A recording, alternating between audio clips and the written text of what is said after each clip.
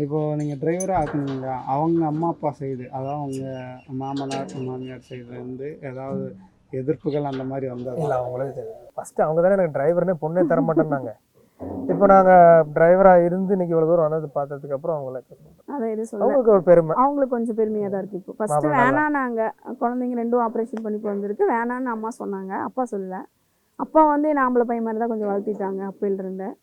அம்மா வேணான்னு சொன்னாங்க. சரி, அப்புறமேட்டு நான் அப்படியே போக போக தெரிஞ்சு அதுக்கப்புறம் சரி போயிட்டு பாதுகாப்பாக வாங்கினா அவங்க ஆம்பளை பையன் மாதிரி தான் மிரட்டல் உருட்டலாம். அப்படி இருந்தால் தாங்க இந்த காலத்தில் பழைக்க முடியுது, இல்லைன்னா பழைக்க முடியும்.